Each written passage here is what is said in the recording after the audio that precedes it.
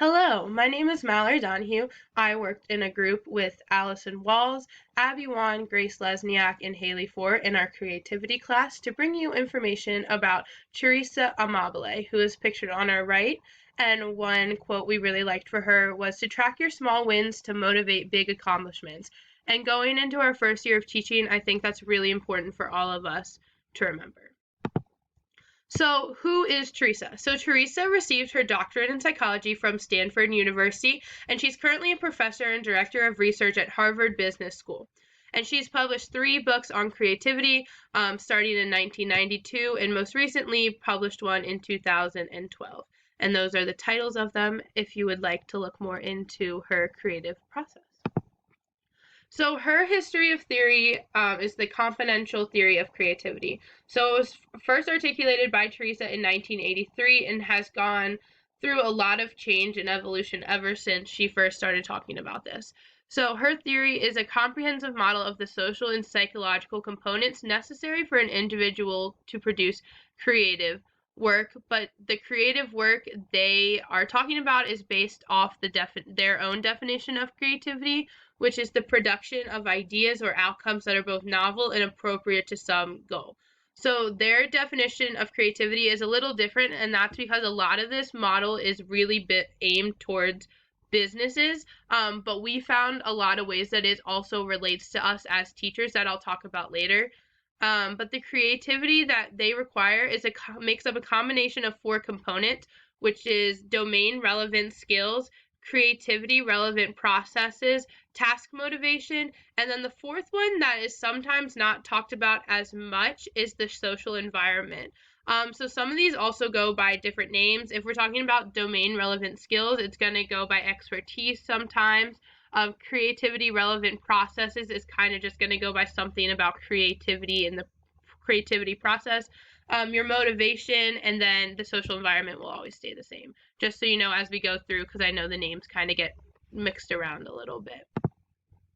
So this is the image that I was talking to you about. There are 3 component models of creativity that are from us as individuals, and that is our expertise, our creative thinking skills, and our motivation. So the first 3 that I talked about on the last slide, those are things we individually control within ourselves. And then that 4th model of creativity we put kind of over here on the outside. That's the social environment. That's not always something we can control individually ourselves like we can with these other 3, but this is another component that also affects us. So let's first talk about the 3 individual components that are within ourselves. So the first one's going to be your domain relevant skills, or as in the previous slide, it showed expertise. So these are the raw materials upon which individuals can draw throughout the creative process. It includes our knowledge and our expertise, our technical skills and talent in a particular domain that we already have. So something we can recall on and pull on, something we've already been doing and know about. The second one is the creativity relevant process. So this includes cognitive style and personality characteristics that are conducive to independence and risk taking. So this is different in motivation because this is like the way that one learns or the way that one processes information that they have. So if you want to relate it to kind of what we're doing in class, this would be for when we are given different ways to turn in an assignment, whether that be through writing it down, drawing a picture, making a video. So this is just the different processes we go through to learn and to produce things. The third one, the last one that's individual, is task motivation. So this is your passion or the motivation to undertake a task or solve a problem because it's interesting, involving, personally challenging, or satisfying. So this is really just the motivation that we have to do something. Are we doing it because we want to do it and we want to figure it out, or are we doing it because we're told to do it so our motivation's less? People are most creative when they feel motivated primarily by their own interests, enjoyment, satisfactions, and challenges of the work themselves. So if you're personally interested and personally motivated to do it, your task motivation is going to be a lot higher. If it's something you're given to do, a task you're given to do, and there's no passion for you to do it, it's going to take a lot more motivation to be able to do it. And the last component that's outside of our individualness, that's why it was off a little bit on that chart that we looked at is the social environment. So this includes all of the motivators that have already been shown, but how they also like affect us outside of our own selves. So we might have all the skills we need to do, have a good process, and have a lot of tasks, but if our social environment is not creative and allows us to be creative, it affects all three of those other components, and we're done for. So factors that can block our creativity is like harshly criticizing new ideas, like maybe there's political problems within your group or organization. The emphasis on like the status quo or having to be up to the best or be the best, or my parents used to always say like keeping up with the Joneses. If you're comparing yourself to someone all the time, like all of those things block creativity because we're thinking of all these other things instead of just letting ourselves be creative and produce what we produce. But factors that can stimulate creativity is like if we do work in teams that are collaborative, we don't always have to be creative on our own. We can work in teams to become collaborative and bounce ideas off each other's, especially if we're all diversely skilled in different ways. We can work together to find something out. We can have an idea focus for creativity and take everyone's ideas and try and figure out what the best is going to be in them. So there's a lot of ways that our social environment blocks creativity, but also so many ways that it can also help us to stimulate creativity, especially when we look at stimulating creativity in the classroom. So this was kind of a quote that we found from Teresa that pulls all four of those components together. So creativity should be highest when an intrinsically motivated person with high domain expertise and high skill in creative thinking works in an environment high in support for creativity. And we really liked that image that goes in the background. It's kind of pulling all of our creativeness together with everything we know. So how do we connect this to the classroom? So even though, like I said, this model was primarily a business creativity model, it can still be applied to the classroom. So Teresa provides 6 general categories that managerial practices use that affect creativity, and those 6 are challenge, freedom, resources, work group features, supervisory encouragement, and organizational support. And as we go in, I'm going to dive in a little bit more to what each of those mean, but not what each of those mean in a business creativity model as Teresa has put it out, but we're going to put a teacher lens on it to see how it's important for teachers to provide these categories to their students and their teacher practices. So for challenge, it is so important for us as teachers to provide the right level of challenge to every student in the classroom. And when it comes to creativity, we don't want the task to be too easy or too hard. So for teachers, it's really important for us to find a way to make sure we are challenging every student, even though every student might be on a different challenge level. The next one we have is freedom.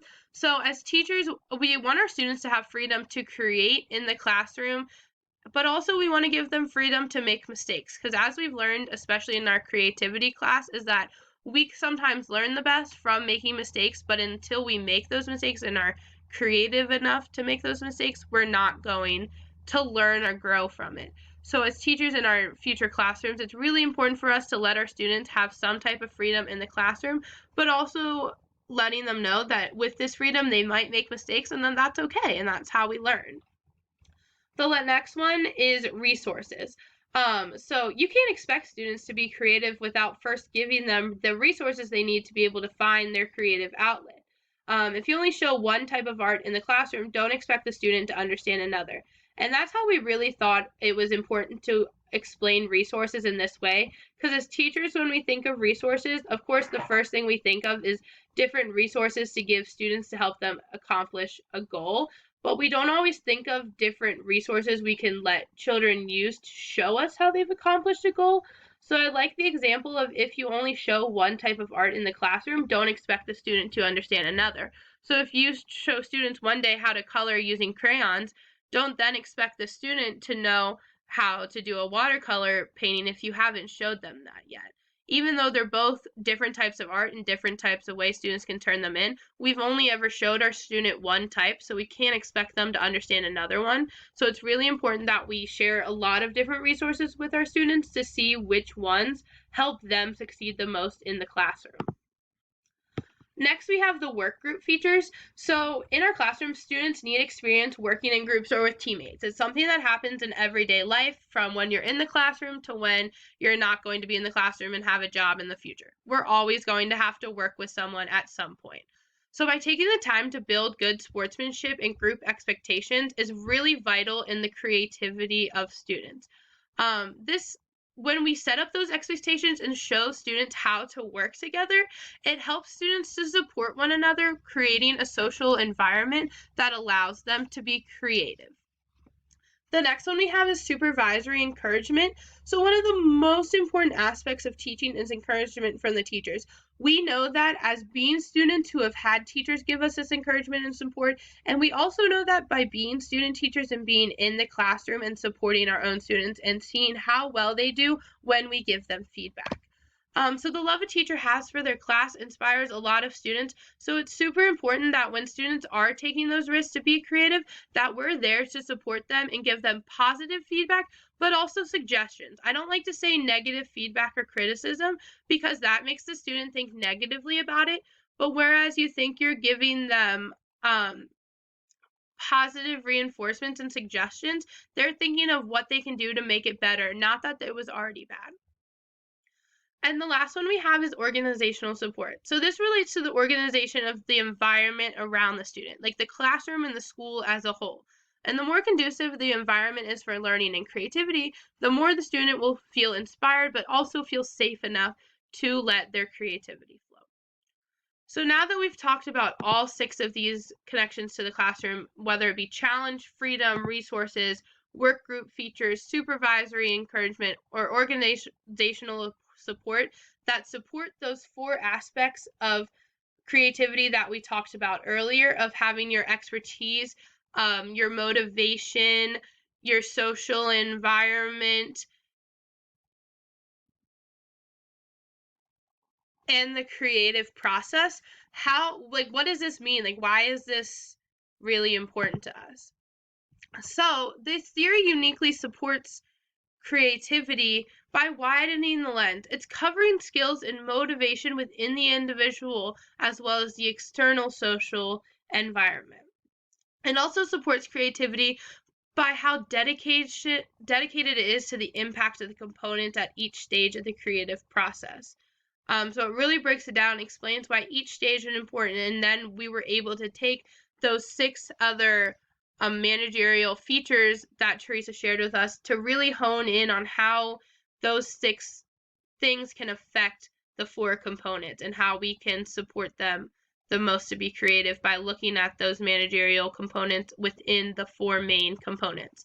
And finally, the theory uniquely supports creativity with how much it emphasizes on the social environment, and that during the creative process, when you're trying to be creative, that social environment is so important, especially because that leads into our motivation. So with those 3 things, this theory uniquely supports creativity, and we have found ways that we can uniquely support the creativity in the classroom by using this model. So what am I supposed to do with all this information? Well, we want you to respond to the following questions and then go back and respond to at least one other person's post, so you're kind of thinking about all the different ways these components and aspects all flow together. So the first question we would like you to respond to is, which of the 6 teacher practices do you think is the most important for the creative process in the classroom? So remember, those 6 teacher practices that we talked about were challenge, freedom, resources, work group features, supervisory encouragement, and organizational support. So out of those 6, what do you think is most important for the creative process in the classroom? Or more specifically, in your future classroom? And then finally, we would like you to answer the question, do you think being intrinsically motivated leads to a more engaged creative process? Why? Why would that motivation lead to a more creative process, and what goes in to that motivation that creates a creative process? So once you have posted your response to both of those questions, please go and comment on another person's response as well. And then if you have any questions, please feel free to reach out to us. But that is our presentation on Teresa and her model of creativity. Have a great one. Go Dukes!